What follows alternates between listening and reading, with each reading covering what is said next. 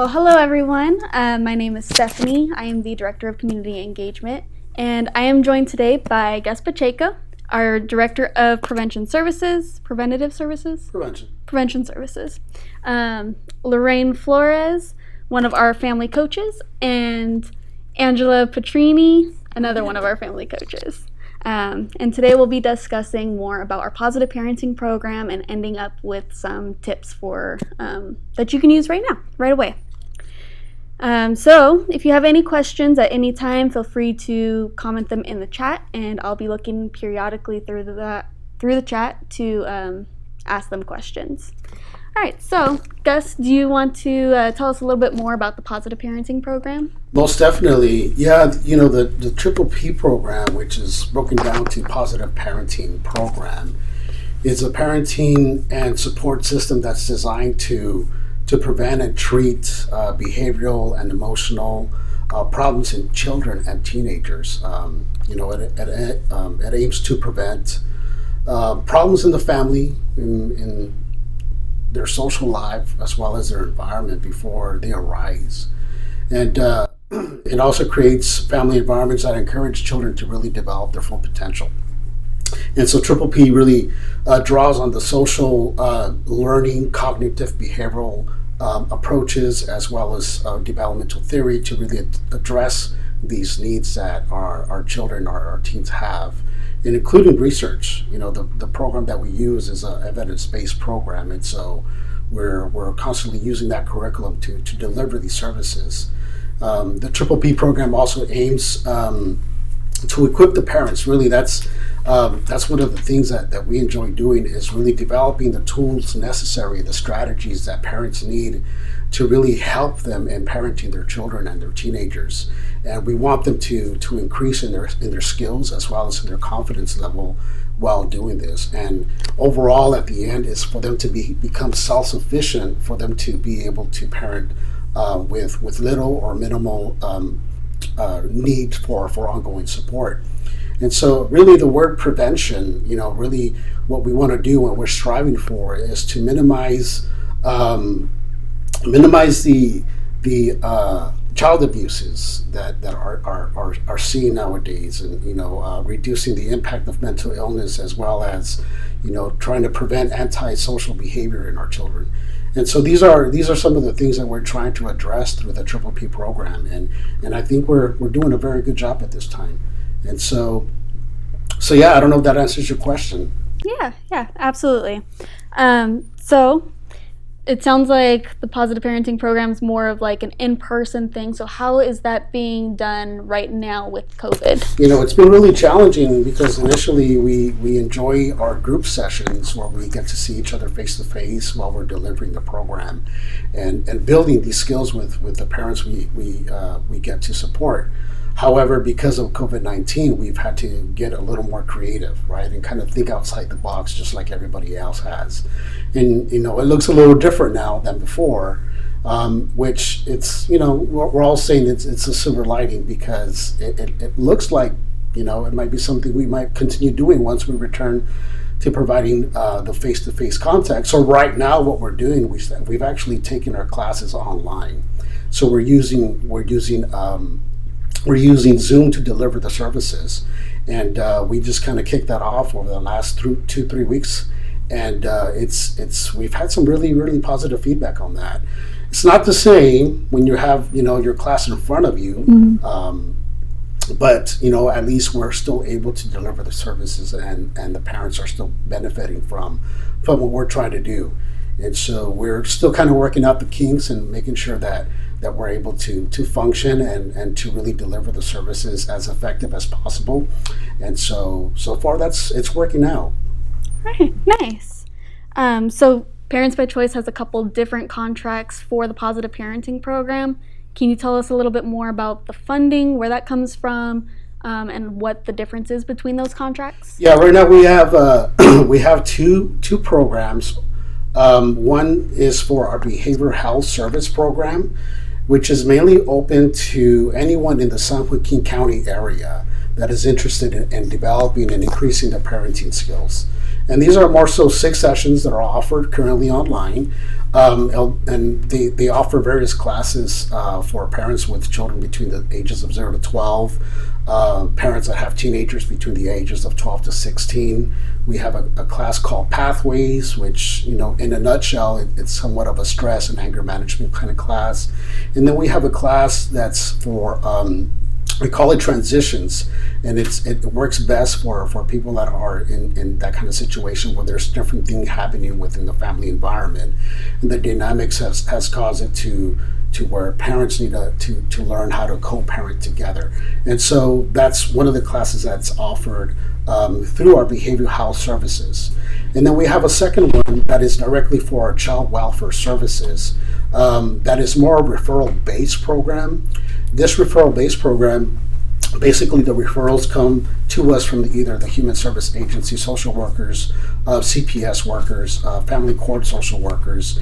And so this program is designed to address the needs of parents that are within those types of instructions to continue their parenting, and will receive a referral, and then we'll enroll them into one of the 3 different classes, either for parents with children of between the ages of 0 to 12, one that's called Teen Triple P, those parents that have teenagers in the home, as well as Pathways. So I don't know if that answers your question. So we kind of broke it down into one that is offered to anyone in the community, as well as one that is more referral based. Okay, perfect. So who can attend? So you said anyone can attend the one parenting class, and then the other one is more of a referral base? That's correct. So how is the referral base done? So the referral base done is we actually get referrals from social workers on a weekly basis, and we process that through our team, and we set up the class time for them. Again, that's just for referrals. And then our open line for our community is through our behavioral health services. And anybody who's interested in finding out about those classes, they can actually go online to our website at parentsbychoice.net/positive parenting. And we do our very best to update the calendar there as much as possible, reflecting the most current classes and the upcoming classes. There's also a place where you can actually fill out your information and tell us what class you're interested in. And so that's a good way to kind of get connected with us. There's also our phone number online, and you can also reach us by phone as well. Okay, perfect. So you kind of answered the little bit how someone can register for the Positive Parenting Program. Is there anything else that they should know in order to register, or is that pretty much it? I like to say that although the classes are at no cost, we like to say that it does cost you something. It costs you energy. It costs you to come to the classes. It costs you to really apply yourself in what you're learning. It costs you the time and effort to really apply these skills and strategies that we're teaching. And that sometimes is something that we fail to mention sometimes.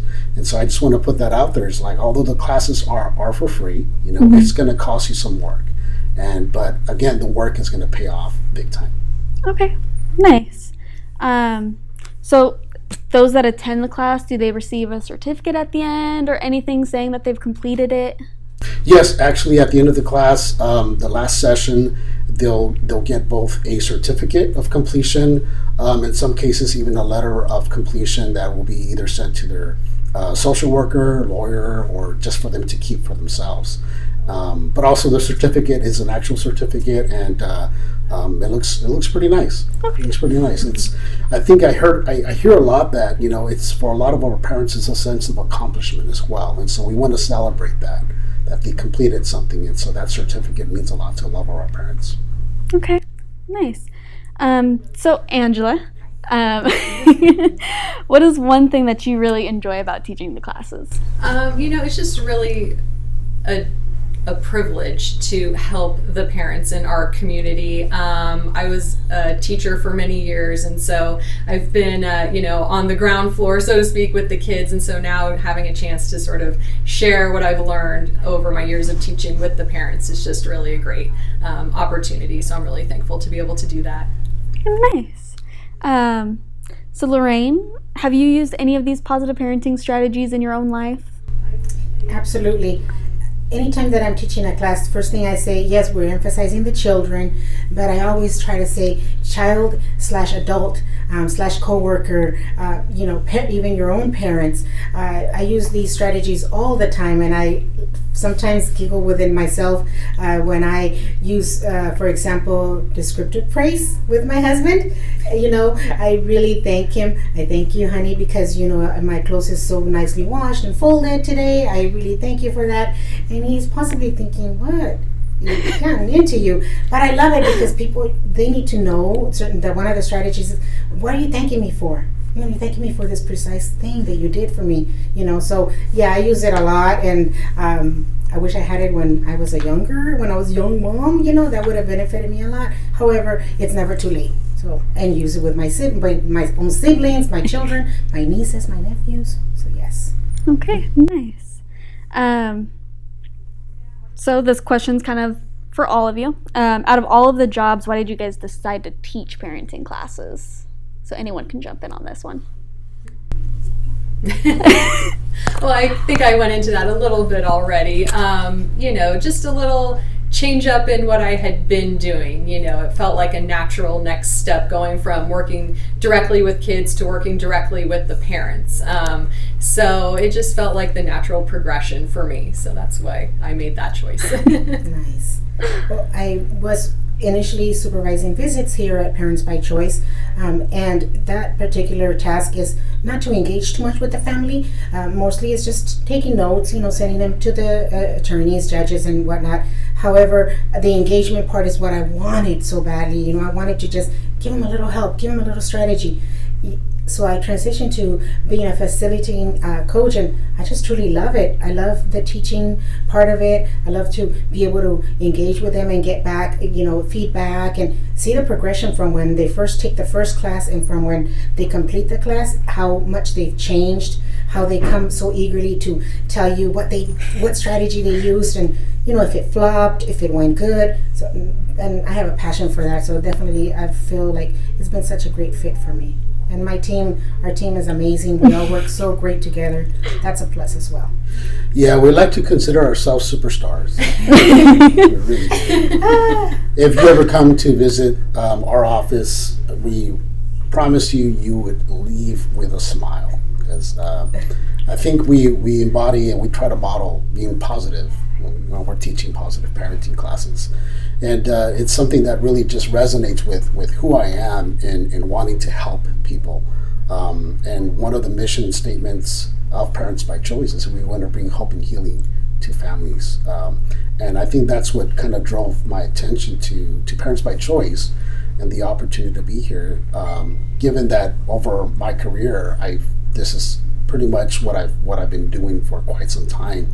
On different capacities, of course, but in delivering and helping parents now has definitely been a plus for me to learn both, as well as to teach and to help them build the skills necessary, the strategies, and so it just resonates within me, and I love that.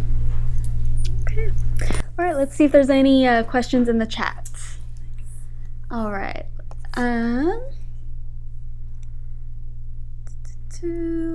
So can anyone sign up for the class, and how do I know which class to sign up for? Anybody can sign up for the class. Again, if you go to our website, parentsbychoice.net/positive parenting, there's going to be a description of the various classes that we offer.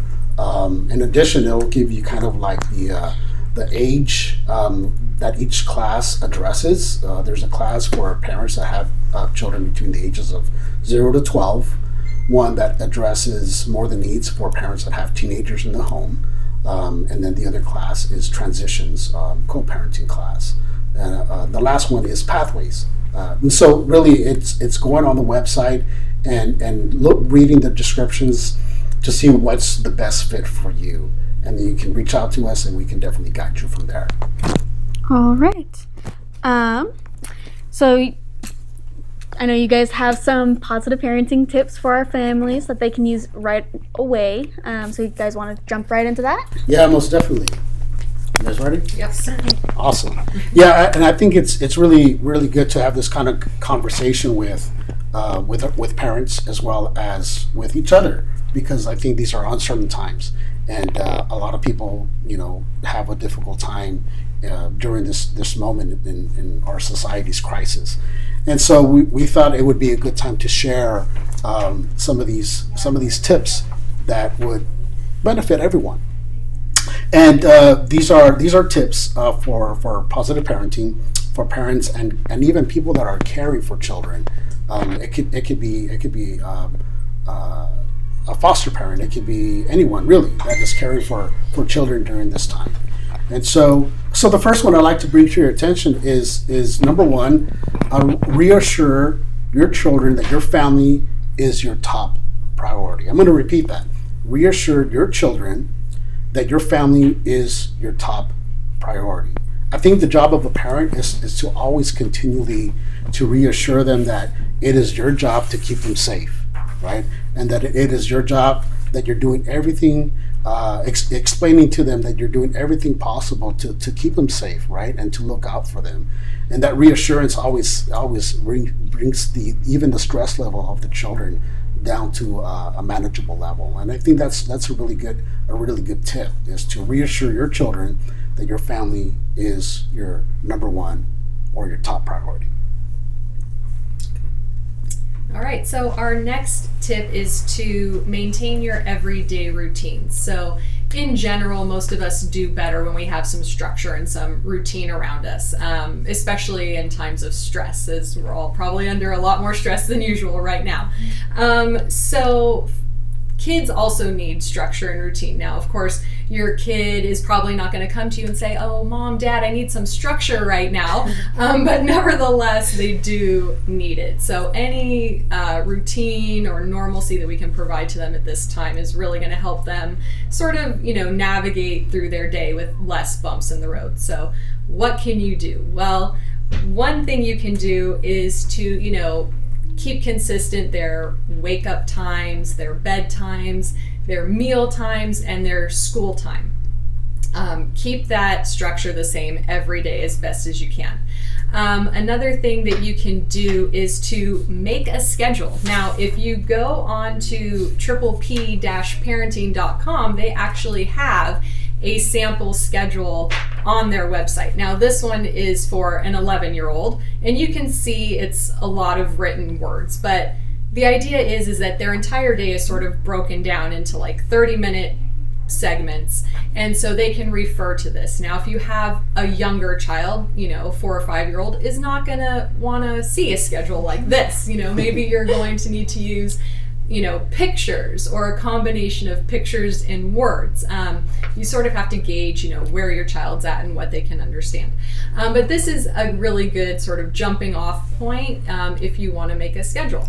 Another thing that you can do is get your child involved in making the schedule with you, because if they have a little bit of control over what's going to happen in their day, they're going to be a lot more likely to sort of buy into this, right? They're going to be a lot more likely to follow the schedule if they helped create it. So get them involved. And lastly, as far as the schedule goes, once you've made your schedule, put it somewhere where you can refer to it, where your child can see it, where they can look at it, make sure it's at their eye level. And if they come to you, during the day, I don't know what to do. All right, well, it's 11 o'clock. Maybe you should go check your schedule and see what you're supposed to be doing right now. So a schedule is just a really good way that you can, maintain that routine, even, when we're doing so many things differently, schooling at home and things like that.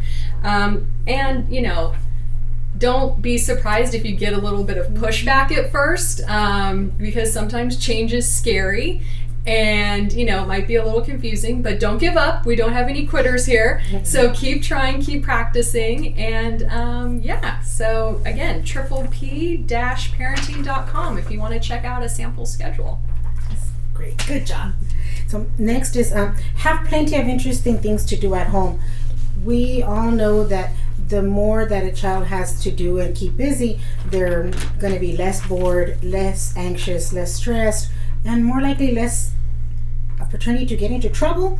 So first thing suggestion would be, with your children or your child, come up with at least 20 activities that you can do. And again, like Angela said, together. If you work together with the kiddos, you can have a different activity sheet for the kiddos that are younger versus older. You can have it together. However it is, it doesn't matter. But together planning 20 activities, you may say, wow, 20, that's so much. That's actually not a lot for a child that's bored every 5 minutes. So you come up with 20 activities. You come up with base for 4 or 5-year-olds, 10-year-olds, teeners. Everybody's a little different. So for the teeners, you could, and of course, plan for inside and outside activities.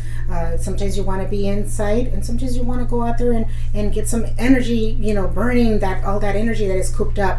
So make sure that we continue to do physical activities with them. The little ones, drawing, painting, Play-Doh.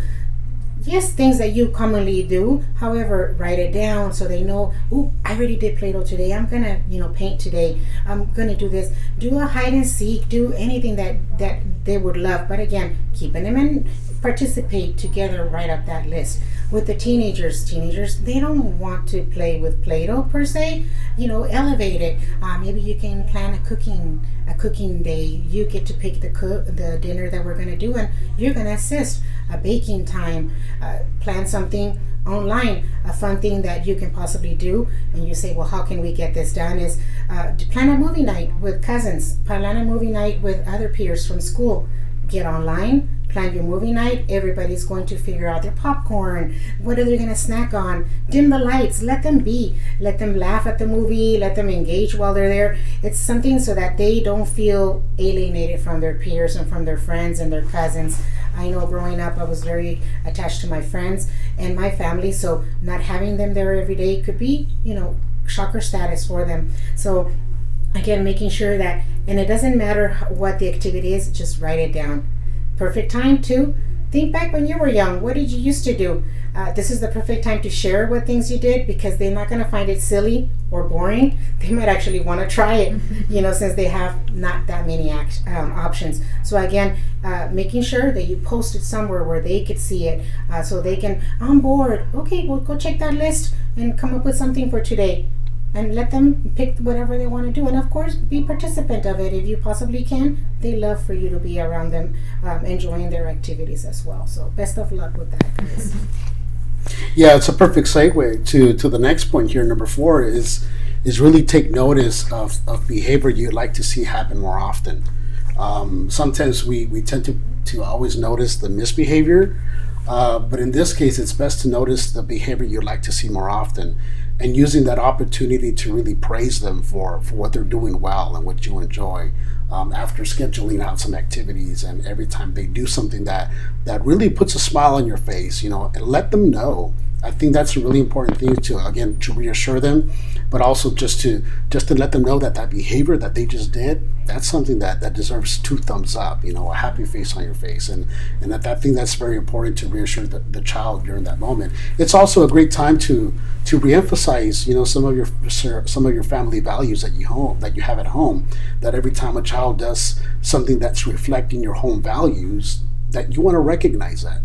You want to highlight it as much as possible. You want to give them a high five, a pat on the back, and maybe a little dance. I don't know. Just something just to make them realize that what they just did, you loved. And so take notice of behavior you like. All right, thank you. So that's leading into another tip. Make sure your child knows that you are ready to talk. So for some parents, this might seem like a no-brainer. Of course, my kids know I'm always there if they want to talk. But, with so many things happening now and so many changes happening so quickly, a little reminder might not be such a bad idea. So one thing you can do is to follow your child's lead. If your child comes to you and they want to talk, let them sort of lead the conversation. You're kind of there for the ride and they're leading the way. Another really important thing is to listen. If your child comes to you and they are ready to talk, you have to, just put whatever you're doing aside and focus on them and spend a few minutes listening. And of course, you're going to want to validate their feelings. Whatever they're coming to you with, let them know that whatever they're feeling is okay. And try not to tell them how to feel, oh, don't worry, or oh, that's silly, really try not to do that, and just let them know whatever they are feeling is perfectly okay, and that you understand and that you're there to reassure them. And also, finally, consider your child's age and sort of like their developmental level when you're talking to them, especially about things like this pandemic and COVID-19, because, the last thing you want to do is scare your kids, or put more fear or confusion into their minds. So, be aware of, what's going on, and also have a plan in place to sort of, okay, I can tell them, this part, but maybe I can't tell them this part yet, just sort of taking into consideration where they're at, and so that the conversation is really more about reassuring them and making them feel okay than about, making them feel more nervous or anxious than they might already be. So, you want your child's experience in talking to you to be a positive one, so that they continue to come to you in the future. So just keeping those little tips in mind is helpful. Beautiful. And I love it because it has truly transitioned to be truthful in answering children's questions. Like Angela was saying, it's got to be, age appropriate. So when your child comes with a question, listen to the question that they have, or the concern, the issue. Find out what kind of answer, or what have they heard from social media, from TV, from friends, so that you can grasp and see what answers do they think that they have, and then go from that, being truthful and mindful of what age level are they, so that what kind of information you're going to give them. As Angela said, you don't need to spill all the beans when they're 3, when they're 5. You can give them that little bit, and then as they're 10, 12, 13, you can give them a little bit more. So all of that, and obviously use reliable resources. Don't just fabricate information, so make sure that whatever you are telling them, you're grabbing it from somewhere that it's factual. Worst thing would be for you to say something to your child because you think it's realistic, and then they come back and say, Mama, that's not true because I read this, or teacher said this. So be observant of that sort of stuff, and don't make promises at this point in time. Don't oh yes, everything will be back to normal by the time your birthday comes. Child really grasps promises to heart, so better to plan. And if things happen, it's going to be a pleasant surprise. And if not, then we know how to prepare for social distancing birthday parties, drive-by birthday parties that they call them now. So again, don't make promises that you may not be able to keep, because it's an uncertain world. We just need to be positive when we do answer them. So that's my best kind of tip there for them. Wow, and that just set me up for the next one, number 7, right? Is have a family plan of action. Given that there's so many different changes happening, both in their school situation, spending time with their friends and their social activities, from sporting events to being part of the band, and all those things are pretty much at a standstill right now. And so, what is it that you're doing to create a plan around these major events that happen on a frequent basis? Right, and you want to involve your child in as much of the planning as possible of what to do next. In this case, for example, school is I think for the most part, most of the schools have moved on to a more of an online format as well, and so kind of help the child plan for those next steps. Including taking the opportunity to maybe have them teach you how to use the computer, because these days these kids have more technical knowledge than us older people, and so that'd be a perfect opportunity to build some rapport, but also including in part of the planning. And so that's also very important in cases where you have to travel. Start breaking it down for them, and involve them as much as possible in part of the planning, so that they start developing even those skills in the future. As they continue to age, that they are starting to develop some planning abilities on what to do next when things like this happen, or anything else in their life. So really having a family plan of action. Awesome.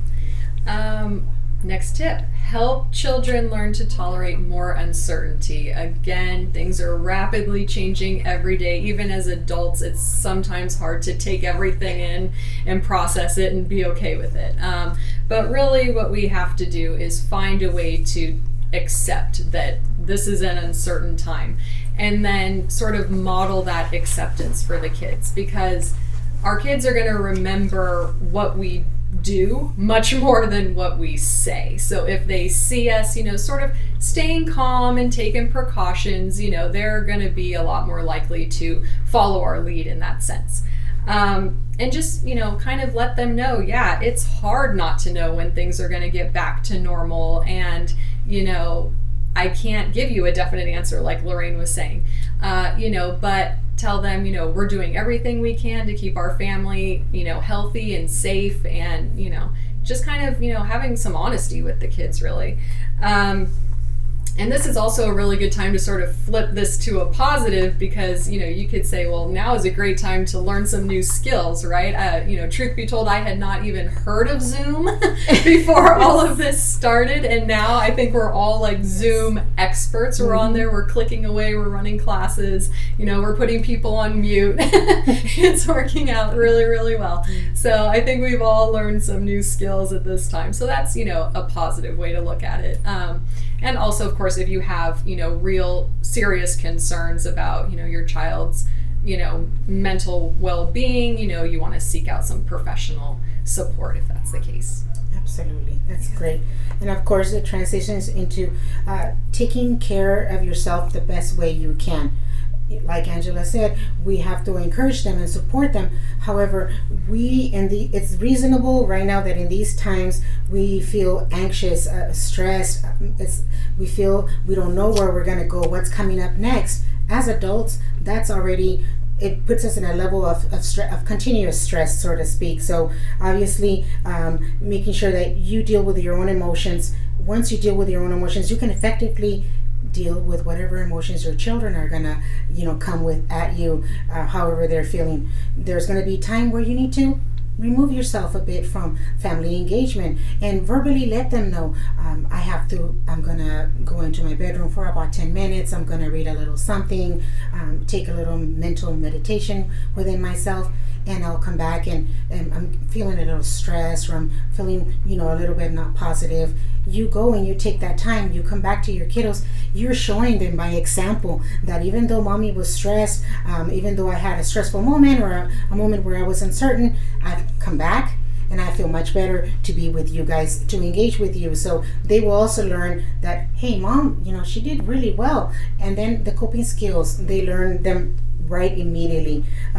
Definitely, the best thing for us as a parent, be mindful so that you understand when you're at an emotional level where you're becoming stressed, so that you can quickly grasp on that.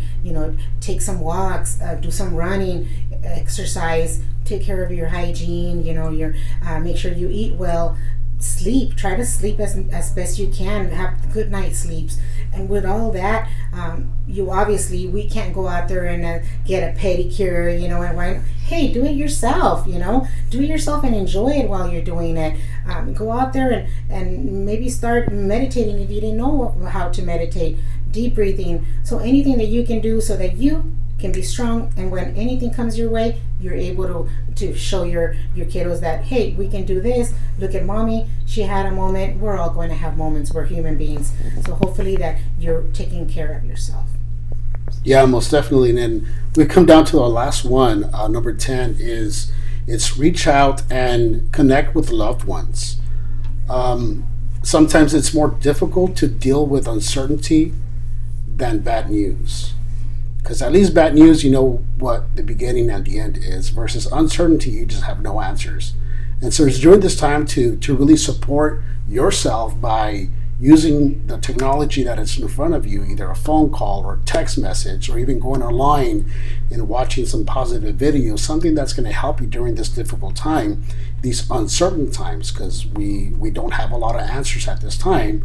But at the same time, there's an opportunity for you to connect with some loved ones. Reach out to an old friend. Start talking to some of your neighbors that you've never talked to before. Things along those lines that will just really help you stay connected with your community. And I think that's going to be really important for you to do and continue to focus. Additionally, if you want something to do and you want to continue learning how to be a better parent, sign on to one of our free classes. We'd be happy to bring you on, and even if you've been a parent before and your children are out of the house, but you want to learn and maybe share some skills to someone else, take the class. You're welcome to do that. It's going to be at no cost to you. So look us up online, parentsbychoice.net/positive parenting to get ideas, and if you want to sign up, that's a perfect way to do so. Well, thank you guys for joining us. It doesn't look like there's any other questions in the chat. So again, if you guys want to participate in one of the classes, we'll put a link in the chat as well. It's also on the bottom of our screen, www.parentsbychoice.net/positive parenting. And it's got the schedule on there and everything, so you can pick out what class you want to take. So if they want a copy of the tips that we just provided, you all reach out to us. We'll be happy to email it to you. No problem. So what email should they be sending it to? It's the PPP@parentsbychoice.net. Okay. Yes. So PPP@parentsbychoice.net if you want a copy of either the schedule for the kids or the tips. All right, guys. Best of luck. All right, so thank you. Join us again next week, Thursday at 3 o'clock. And I'll have Liz Lewis, our social worker supervisor here in the Stockton office, and Demetrius Seawood, our placement specialist, joining us. And we'll be talking more about foster care placements, how that works, answering your questions, and giving you tips on how to make a child feel comfortable the first night in their new placement. So we'll see you guys then. Thank you.